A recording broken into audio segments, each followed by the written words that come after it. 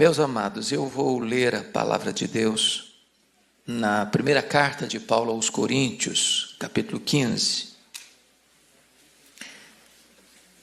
E este é um texto longo, por isso vou ler até o versículo 20 e procurar considerar porções de todo o capítulo. Peço que você mantenha a sua Bíblia aberta comigo no texto depois da leitura. Irmãos, venho lembrar-vos o evangelho que vos anunciei, o qual recebestes e no qual ainda perseverais, e por ele também sois salvos, se retiverdes a palavra tal como vô-la preguei, a menos que tenhais crido em vão. Antes de tudo, vos entreguei o que também recebi, que Cristo morreu pelos nossos pecados, segundo as Escrituras, que foi sepultado e ressuscitou o terceiro dia, segundo as Escrituras. E apareceu a Cefas e depois aos 12. Depois foi visto por mais de 500 irmãos de uma só vez, dos quais a maioria sobrevive até agora, porém alguns já dormem. Depois foi visto por Tiago, mais tarde por todos os apóstolos, e afinal, depois de todos, foi visto também por mim, como por um nascido fora de tempo. Porque eu sou o menor dos apóstolos, que mesmo não sou digno de ser chamado apóstolo, pois persegui a igreja de Deus. Mas pela graça de Deus sou o que sou, e a sua graça que me foi concedida não se tornou em vão. Antes trabalhei muito mais do que todos eles, todavia não eu, mas a graça de Deus comigo. Portanto, seja eu ou sejam eles, assim pregamos e assim crestes. Ora, se é corrente pregar-se que Cristo ressuscitou dentre os mortos, como, pois, afirmam alguns dentre vós que não há ressurreição de mortos? E se não há ressurreição de mortos, então Cristo não ressuscitou. E se Cristo não ressuscitou, é vã a nossa pregação e vã a vossa fé. E somos tidos por falsas testemunhas de Deus, porque temos asseverado contra Deus que ele ressuscitou a Cristo, ao qual ele não ressuscitou, se é certo que os mortos não ressuscitam. Porque se os mortos não ressuscitam, também Cristo não ressuscitou. E se Cristo não ressuscitou, é vã a vossa fé e ainda permaneceis nos vossos pecados. E ainda mais, os que dormiram em Cristo pereceram. Se a nossa esperança em Cristo se limita apenas a esta vida, somos os mais infelizes de todos os homens. Mas, de fato, Cristo ressuscitou dentre os mortos, sendo ele as primícias dos que dormem. Aleluia. Amém. Esta é a melhor notícia que o mundo já ouviu. É que Jesus venceu a morte. Se Jesus não ressuscitou, então um engano salvou o mundo. Então o embuste foi a melhor coisa que aconteceu na história. Mas ele ressuscitou. Ele venceu a morte. As melhores notícias vieram do túmulo vazio. E o túmulo vazio é o berço da igreja. Paulo vai tratar desta magna verdade neste mais robusto texto das Escrituras, sobre esta verdade pivotal, essencial do cristianismo. E aqui Paulo vai tratar deste assunto porque surge um problema que ele detecta no verso 12, por influência do pensamento grego, que acreditava na imortalidade da alma, mas não acreditava na ressurreição do corpo. E por influência da filosofia grega, que estava entrando na igreja de Corinto, que era uma cidade grega, alguns estavam dizendo o seguinte: ora, se é corrente pregar-se que Cristo ressuscitou dentre os mortos, como, pois, afirma alguns dentre vós que não há ressurreição de mortos? Então, dentro da igreja de Corinto, por influência do pensamento grego, alguns irmãos estavam dizendo que Cristo tinha ressuscitado mesmo. Isso era um fato, inegável. Porém, eles não acreditavam que os mortos pudessem ressuscitar. Então, Paulo usa uma lógica cartesiana, uma lógica irresistível, dizendo o seguinte: olha, você não pode aceitar parte do pacote e negar a outra parte. Se os mortos não ressuscitam, então Cristo não ressuscitou. Agora, se Cristo ressuscitou, então os mortos vão ressuscitar. E Paulo então usa esse problema que estava atingindo a igreja, de um pensamento secular entrando dentro da igreja, para tratar desta magna doutrina do cristianismo, pedra angular da nossa fé, a ressurreição de Cristo. Então eu gostaria de olhar para essa passagem para dizer, primeiro, que a ressurreição com respeito ao passado é um fato histórico incontroverso. A ressurreição de Cristo em relação ao presente é um artigo de fé, um pilar central do cristianismo. E a ressurreição de Cristo em relação ao futuro é uma bendita esperança que todos nós temos, que a morte não tem a última palavra e o nosso endereço final não é um túmulo gelado. Nós não caminhamos para um ocaso, nós caminhamos para a manhã radiosa da ressurreição. Mas esse texto traz para nós algumas verdades que passo a destacar. Primeiro, é que a ressurreição de Cristo é um fato histórico incontroverso. Por que Paulo argumenta esse ponto aqui? Notem vocês que ele começa a mostrar para nós que a ressurreição de Cristo é um fato, porque no verso 2, ele está dizendo que aqueles irmãos foram salvos pelo evangelho que ele pregou. Ora, um Cristo morto não pode salvar nem a si mesmo, quanto mais ser o salvador dos homens. Se a morte tivesse vencido Jesus, não haveria salvação. Um Cristo morto é um fracasso. Se a história da redenção tivesse terminado na sexta-feira da paixão, nós não estaríamos aqui nesta manhã. Então o fato de ter existido salvação para aqueles crentes, o fato de você hoje estar aqui, estar salvo, é uma prova absoluta de que Cristo venceu a morte, porque um Cristo morto não pode salvar ninguém. Então hoje nós não anunciamos o Cristo que esteve vivo e está morto, nós anunciamos o Cristo que esteve morto e está vivo pelos séculos dos séculos e tem as chaves da morte e do inferno. A segunda coisa que Paulo vai argumentar conosco aqui é que a ressurreição de Cristo não foi uma surpresa, como a sua morte não foi um acidente. Ele está mostrando para nós no verso 3 que Cristo morreu pelos nossos pecados, segundo as Escrituras, foi sepultado e ressuscitou ao terceiro dia, segundo as Escrituras. O que significa isso? Significa que a Escritura que ele tinha, que era o Velho Testamento na época, trazia esta magna verdade para nós. A morte de Cristo foi abundantemente profetizada no Velho Testamento. A ressurreição de Cristo foi profunda e detalhadamente descrita no Velho Testamento. O que Paulo está dizendo é o seguinte: o que eu estou ensinando aqui sobre a ressurreição dos mortos, com base, obviamente, na ressurreição de Cristo, não é uma novidade. Eu não estou trazendo nenhuma novidade para vocês. Eu só estou dizendo para vocês aquilo que o Velho Testamento, a Escritura que nós temos nas mãos agora, está dizendo. Em outras palavras, a morte dele não foi um acidente, foi uma morte profetizada. A ressurreição dele não foi uma surpresa, foi uma ressurreição profetizada. Então nada aqui está acontecendo por acaso ou de surpresa, não. Tudo isso já estava estabelecido, planejado na eternidade, dando curso na história, e o que nós estamos assistindo aqui é um fato histórico incontroverso. Outro argumento que Paulo usa para mostrar a ressurreição de Cristo é que não só ele ressuscitou, mas ele apareceu para várias pessoas.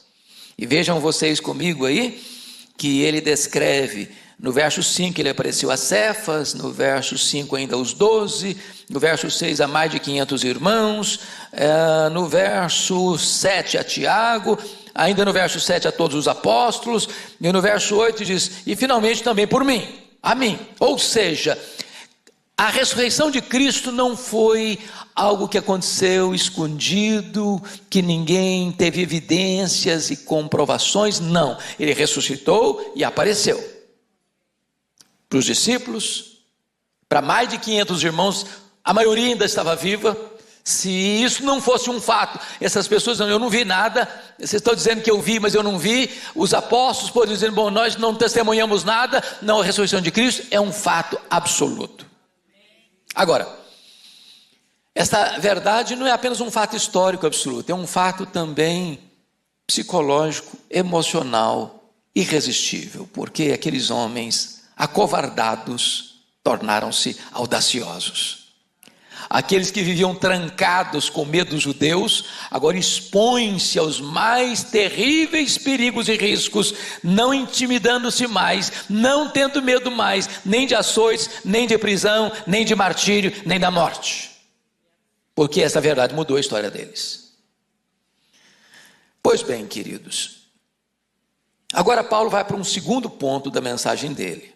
Não é apenas um fato, mas vamos mostrar agora a importância da ressurreição. Por que nós estamos celebrando hoje a ressurreição de Cristo? Que importância tem isso?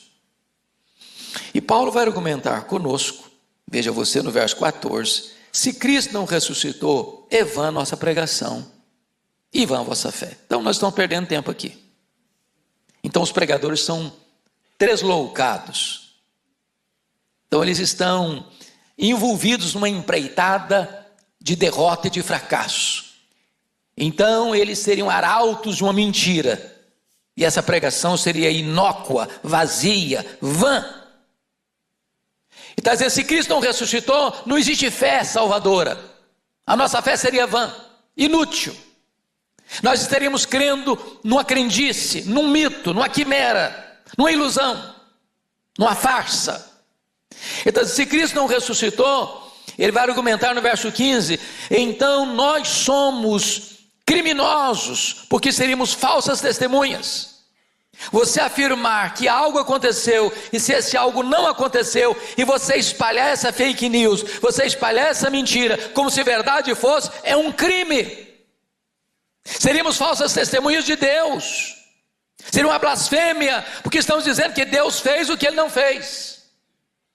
Paulo continua argumentando, notem comigo, por gentileza, no verso 17, nós ainda permaneceríamos nos nossos pecados. Então, não tem perdão, não tem redenção, não tem esperança de vida eterna, o céu é uma ilusão, então acabou qualquer esperança de salvação se Cristo não ressuscitou.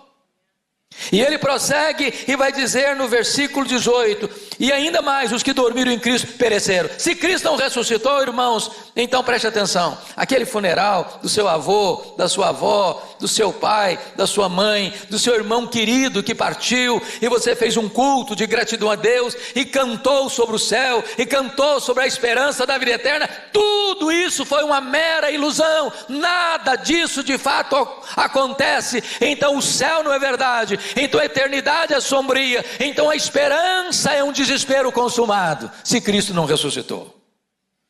Mas ele diz mais, confira aí comigo, no versículo 19, se Cristo não ressuscitou, então nós somos os mais infelizes de todos os homens.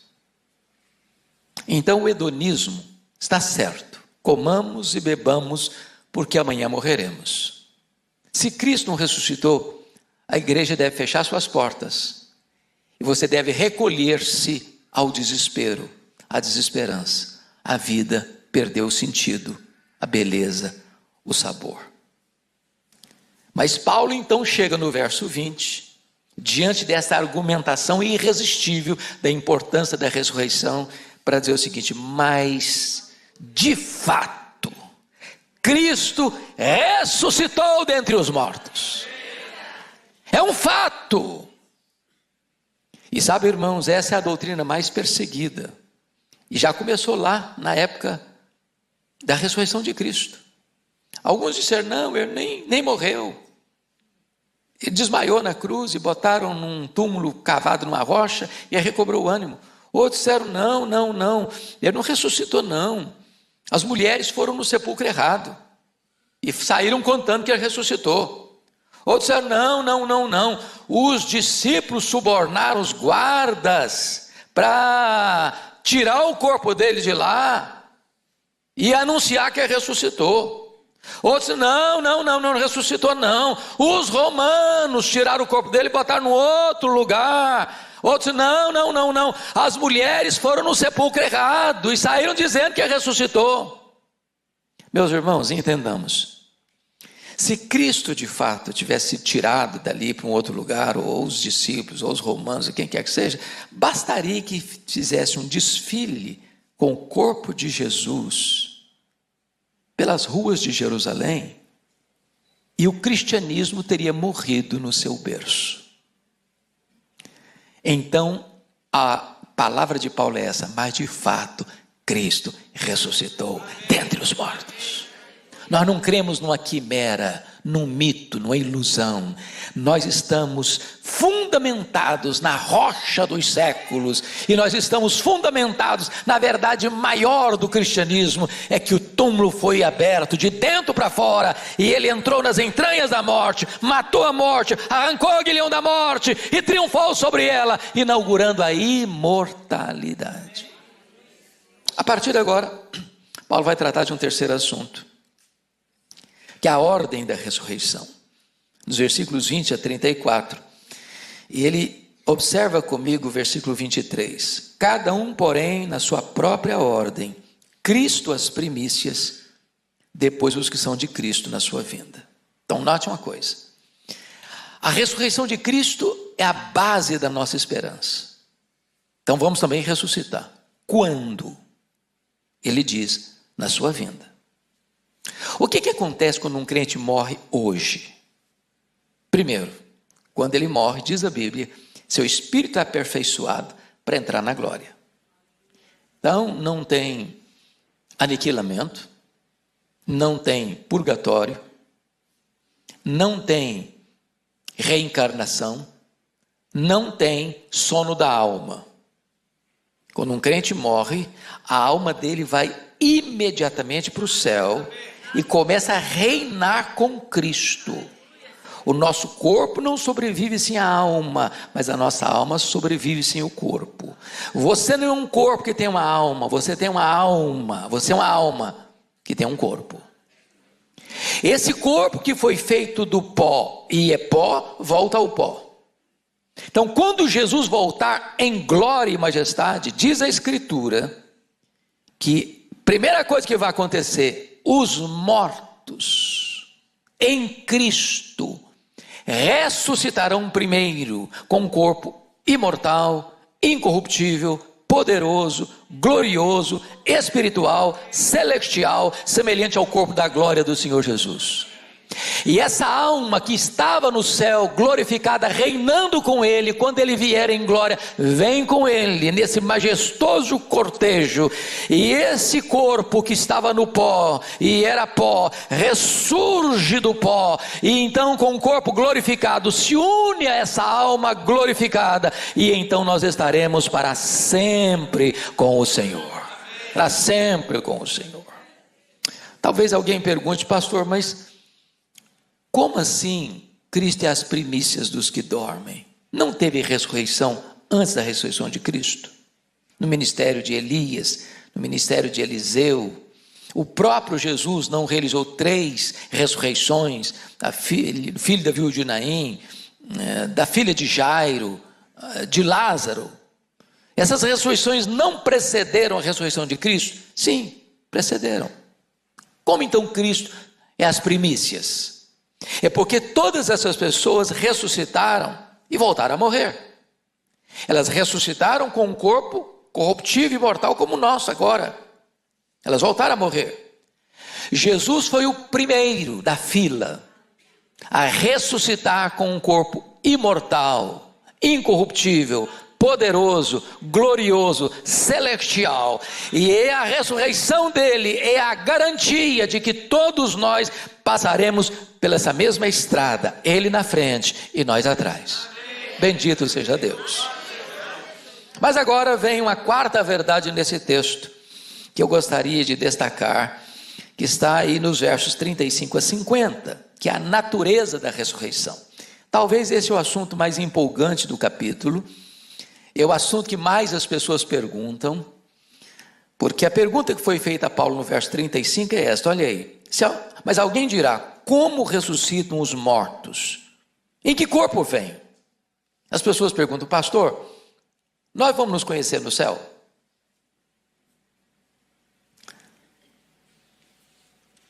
Pastor, como é que vai ser o nosso corpo? Pense comigo aqui.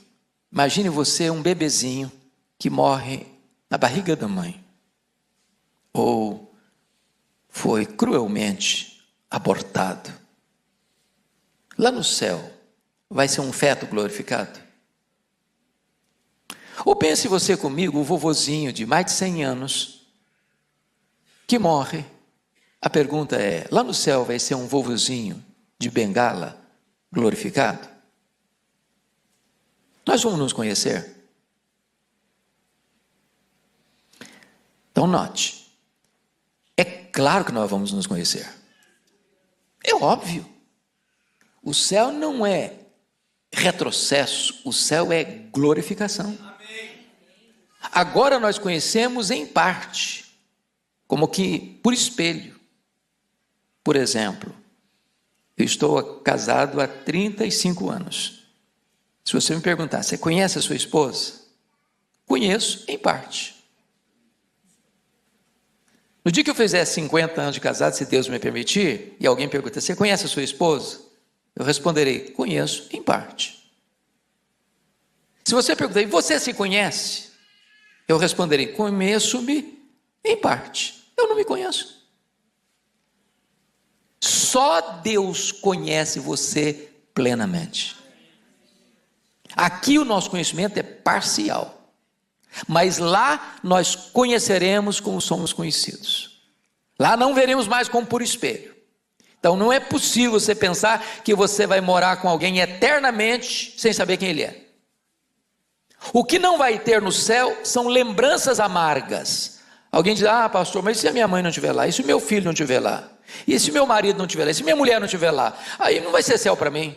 A Bíblia diz lá em Isaías 65 que não haverá lembranças amargas.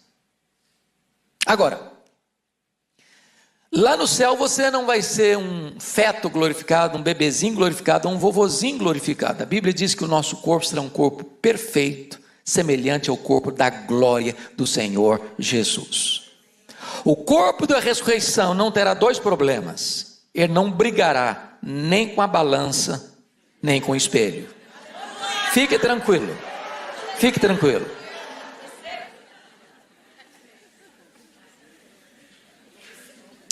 A pergunta foi feita a Paulo, em que corpo vem, Paulo? Como é que vai ser o corpo da ressurreição? E ele vai usar, confira comigo, 3 imagens, 3 figuras, para ilustrar esse corpo. Versículo 36, ele usa a figura da semente. No versículo 39, ele usa a figura da carne. No versículo 40, ele usa a figura dos corpos celestes. Vamos pegar essa ideia. A morte e o sepultamento é uma espécie de semeadura. O corpo da ressurreição será uma espécie de colheita. Então eu vou lhe dizer que na ressurreição tem continuidade e descontinuidade. Qual é a continuidade? Se morreu José da Silva, não vai ser o Antônio Pereira que vai ressuscitar, é o José da Silva. Se morreu salvo, vai ressuscitar para a ressurreição da vida. Se morreu ímpio, vai ressuscitar para a ressurreição do juízo. Isso é a continuidade. Qual é a descontinuidade? Aí Paulo responde, confira comigo, por favor, no versículo 42. Pois assim também é a ressurreição dos mortos. Semeia esse corpo na corrupção, ressuscita-se na incorrupção. O corpo que se semeia, às vezes está enrugado, pele e osso, massacrado pela enfermidade. Mas o que vai ressuscitar daí é um corpo incorruptível.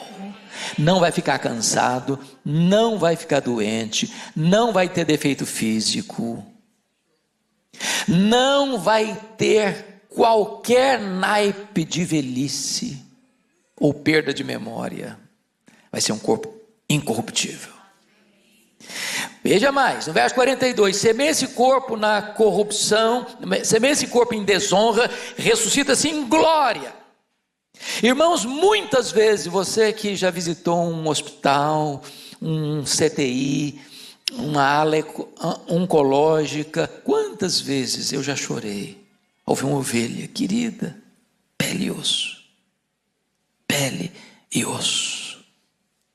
desonra, corpo encarquilhado, surrado pela dor. Aí você sepulta aquele corpo enrugadinho, machucado, mas vai ressuscitar um corpo de glória. Glória. Vai brilhar como os astros no firmamento.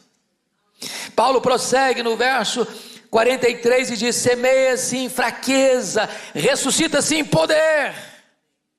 Esse corpo machucado, doente, ferido, fraquinho, ao ressurgir, vai ressuscitar como um corpo de poder. E o corpo de poder de Jesus entrava numa casa com a porta fechada, sem precisar abrir. Ele saía aqui de Jerusalém e aparecia lá na Galileia, 123 quilômetros em linha reta, 150 quilômetros, sem precisar percorrer o trecho. Com o corpo de glória, ele subiu aos céus entre nuvens. Eu pergunto a você: qual a distância do céu à terra?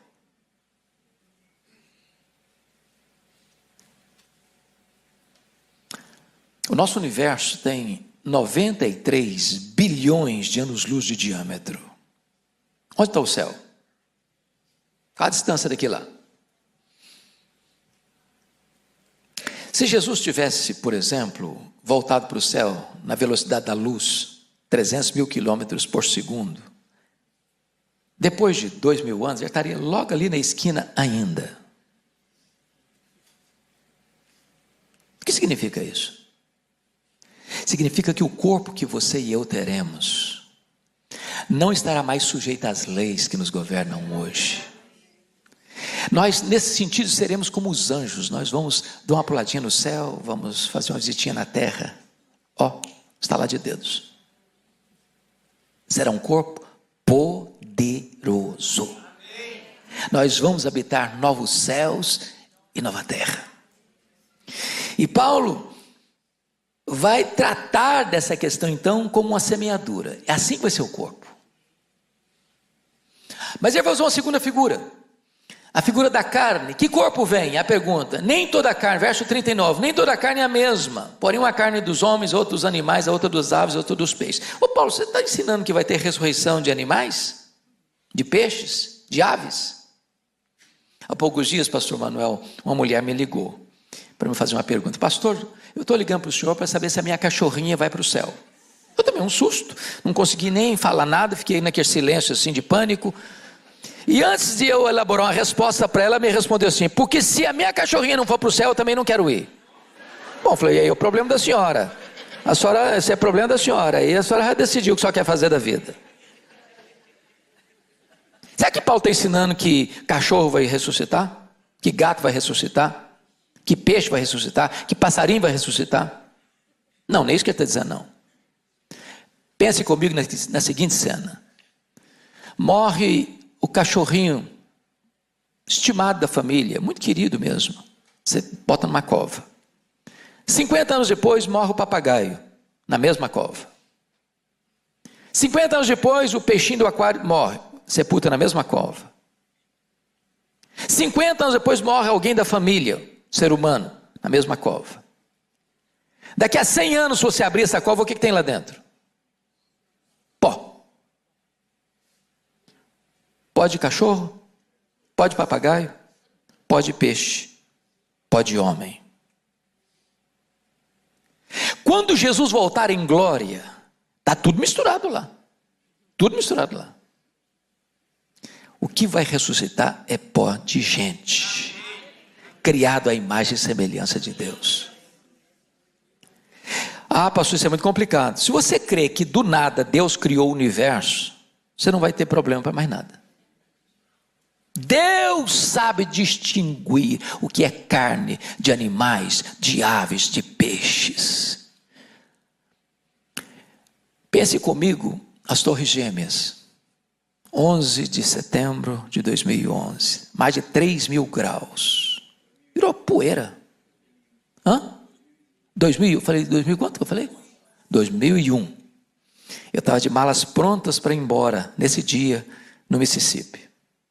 Eu estava defendendo a minha tese exatamente na hora que as torres foram atingidas. Deus é capaz de transformar poeira. Deus é capaz de transformar um corpo que foi comido por uma besta fera ou por um monstro marinho. Deus sabe onde está cada grão do seu corpo. E no dia que Jesus voltar, todo esse corpo vai ressuscitar. Ressuscitar.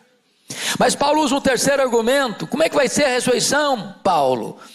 Ele usa o argumento do verso 41. Um é a glória do sol, outro é a glória da lua, outro é a glória das estrelas, porque até entre estrela e estrela há diferença de esplendor. O que Paulo está ensinando aqui?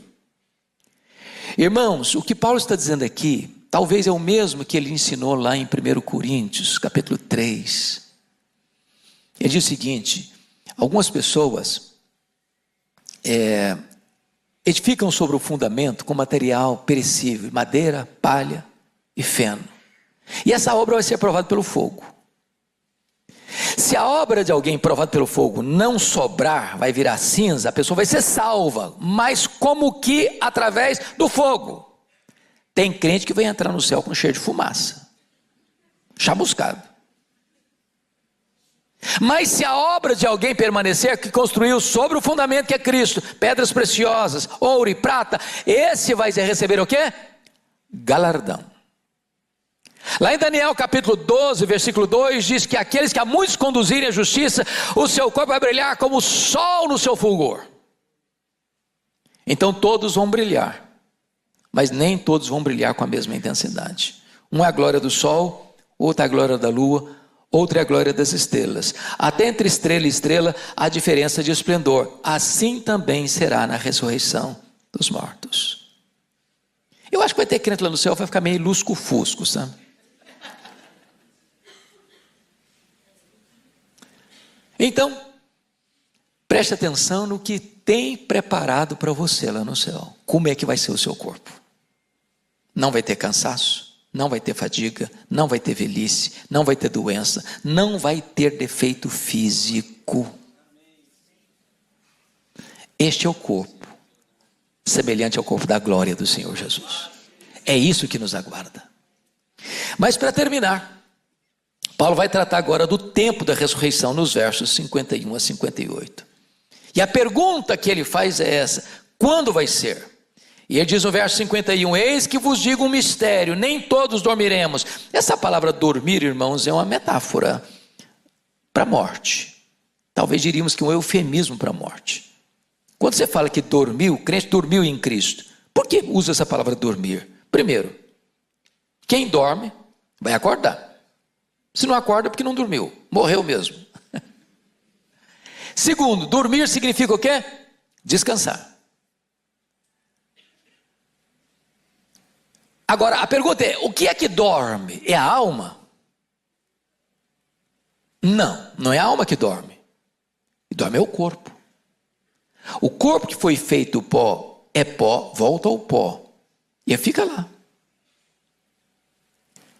Mas porque ele está dormindo, numa linguagem bíblica, diz a Bíblia em João 8, 28 e 29, que quando Jesus voltar, os mortos ouvirão a sua voz, e sairão dos túmulos, uns para a ressurreição da vida, outros para a ressurreição do juízo. Então Paulo está dizendo no verso 51 o seguinte, eis que vos digo um mistério, nem todos dormiremos, mas transformados seremos todos, no momento, no abrir e fechar de olhos, ao ressoar da última trombeta, a trombeta soará, os mortos ressuscitarão incorruptíveis, e nós seremos transformados. Então preste atenção nisso. Morrer não é uma derrota para um crente.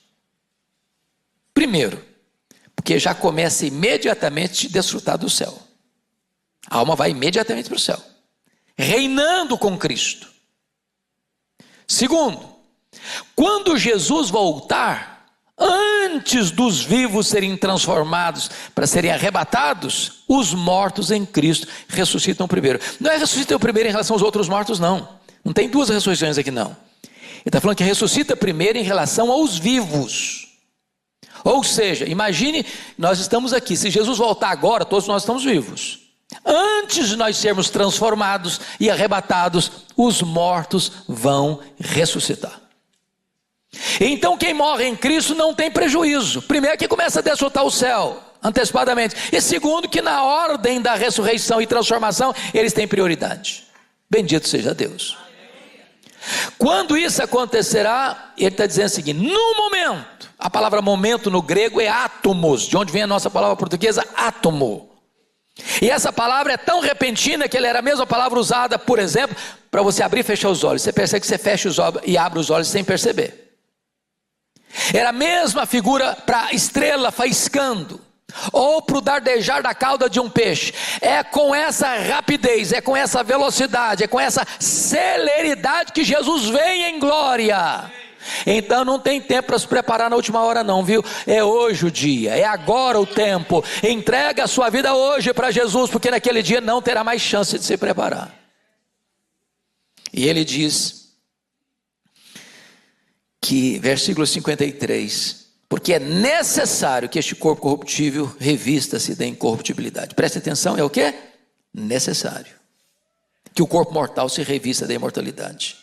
E quando este corpo corruptível se revestir de incorruptibilidade, e o que é mortal se revestir da imortalidade, então cumprirá a palavra que está escrita: tragada foi a morte pela vitória. Amém. Eu fico imaginando Paulo olhando para a morte, ele pessoalizando a morte, e ele olhando para a cara da morte, e ele colocando o dedo na cara da morte, e perguntando: onde está a morte, a tua vitória? Onde está a morte, o teu aguilhão? Tragada foi a morte pela vitória. Jesus entrou nas entranhas da morte, arrancou o aguilhão da morte, matou a morte, e ressurgiu gloriosamente, inaugurando a imortalidade. Louvado seja Deus!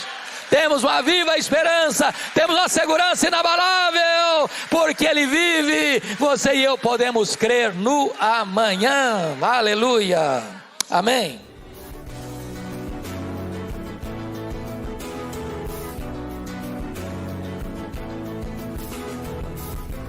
Palavra da Verdade, com Hernandes Dias Lopes.